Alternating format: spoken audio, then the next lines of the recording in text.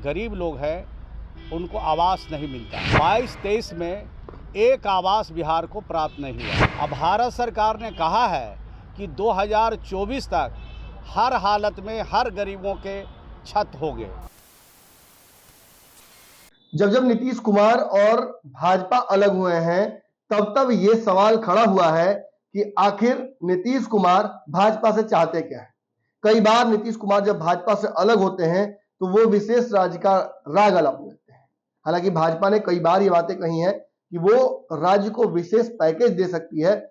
विशेष राज्य की व्यवस्था फिलहाल बिहार के लिए संभव नहीं है। बिना विशेष राज्य के बिहार का विकास कैसे नहीं हो सकता है, इसको लेकर लगातार जदयू ने बातें कही हैं। लेकिन हर साल बताया जाता है कि बिहार सरकार एक निश्चित मद जो खर्च नहीं कर पाती है उसे केंद्र सरकार वापस ले लेती है। कई विभागों में यही बात है। यूटिलाइजेशन सर्टिफिकेट के नाम पर केंद्र सरकार जो कागजात मांगती है उसे मुहैया कराना हर राज्य के लिए संभव नहीं है। बिहार जैसे राज्य के लिए खासतौर पर यह समस्या बन जाती है और इसकी वजह से विकास मद में आए हुए कई करोड़ों रुपए जो केंद्र सरकार बिहार को देती है उसे वापस भेजना पड़ता है। इसी क्रम में नीतीश कुमार के मंत्री ने मोदी से अपना बकाया मांग लिया।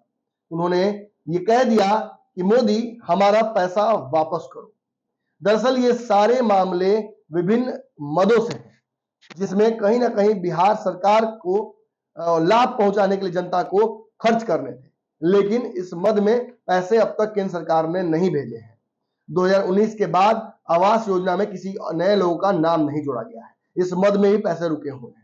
वहीं जो मनरेगा है उसमें भी 2000 करोड़ के आसपास का रुपया रोका गया है केंद्र सरकार के द्वारा। इस पूरे मामले पर नीतीश कुमार के करीबी माने जाने वाले बिहार सरकार के ग्रामीण विकास मंत्री श्रवण कुमार ने नरेंद्र मोदी को आड़े हाथ ले लिया है। उन्होंने केंद्र सरकार पर आरोप लगाते हुए कहा है कि वो बिहार सरकार का पैसा केवल इसलिए रोक कर रखे हुए हैं क्योंकि हम उनके साथ गठबंधन तोड़कर बैठे हुए हैं। बिहार में नीतीश कुमार और बिहार की जनता को इसकी सजा दी जा रही है।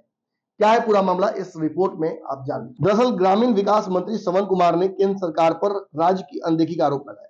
उन्होंने कहा कि मनरेगा की सामग्री मद में 2000 करोड़ रुपए केंद्र सरकार पर बाकी है। 2 साल से पत्राचार चल रहा है, भुगतान नहीं हो रहा है। आवास योजनाओं के लिए राशि देने में राज्य के साथ भेदभाव हो रहा है। आवास योजना की प्रतीक्षा सूची में 13 लाख लोगों का नाम है। बड़ी संख्या में लोगों के नाम छूटे हुए हैं। 2019 के बाद किसी नए व्यक्ति का नाम इस सूची में नहीं जुड़ा है। उन्होंने गुरुवार को विधानसभा में कहा कि तकनीकी गड़बड़ी के कारण मुजफ्फरपुर, औरंगाबाद एवं नालंदा जिले के गरीबों के नाम छूट गए थे। नाम जोड़ने के लिए कई बार केंद्र सरकार को पत्र लिखा गया, अब तक अनुमति नहीं मिली है।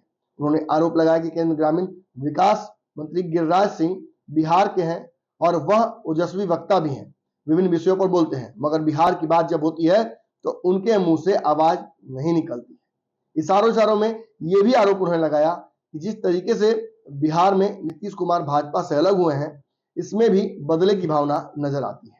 देखिए क्या कुछ उन्होंने कहा। आज ग्रामीण विकास विभाग का डिमांड था, बजट था, उसको हमने आज पेश किया और पेश करने के बाद विपक्ष के लोगों का और सत्ता पक्ष के जितने मान्य सदस्य थे विपक्ष के, सभी लोगों की बात को मैं गंभीरता से सुना। मैं 2 मिनट के लिए सिर्फ बाहर निकला, बाकी पूरा समय 2 बजे से लेकर हम 4:30 बजे तक पूरी बात को सुनते रहे। और जो विपक्ष के मान्य सदस्य हैं, जो चिंता उन्होंने जाहिर किया राज्य के हित में, उन्हीं का जवाब मैं दे रहा था। तो ये हमारे जो विपक्ष के नेता हैं वो बात को सुनना नहीं चाहते हैं। अब पता नहीं समझते नहीं हैं या जानबूझ के अनसुना करना चाहते हैं, वो तो वो बताएंगे। लेकिन एक भी बात उनको पसंद नहीं आया। बात 2-3 रखा गया था। भारतीय जनता पार्टी के जो हमारे सदस्य हैं जिन्होंने बात अपनी रखी है, उन्होंने कहा माननीय रामप्रीत पासवान जी, माननीय रणधीर राणा जी, देवकांत जी और मुरारी मोहन झा जी ने बात रखी थी। उन्हीं का मैं जवाब दे रहा था। उन्होंने कहा कि जो गरीब लोग हैं उनको आवास नहीं मिलता है। तो मैंने कहा कि 22-23 में एक आवास बिहार को प्राप्त नहीं हुआ। और 18-19 में एक भी बिहार को लक्ष्य प्राप्त नहीं हुआ। तो आप गरीब की बात करते हैं और गरीब का हिस्सा, गरीब का कोटा दिल्ली की सरकार काट देती है, तो गरीब को कैसे छत मिलेगा। अब भारत सरकार ने कहा है कि 2024 तक हर हालत में हर गरीबों के छत होंगे, उनके पास अपना मकान होगा।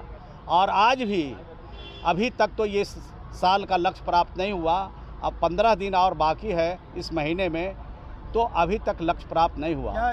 तो 13 लाख अभी आवास प्रतीक्षा सूची में है और कई ज़िले ऐसे हैं जो तकनीकी कारणों से उनका आवास ऐप पर नाम नहीं चढ़ा, जैसे मुजफ्फरपुर है, औरंगाबाद है, नालंदा है।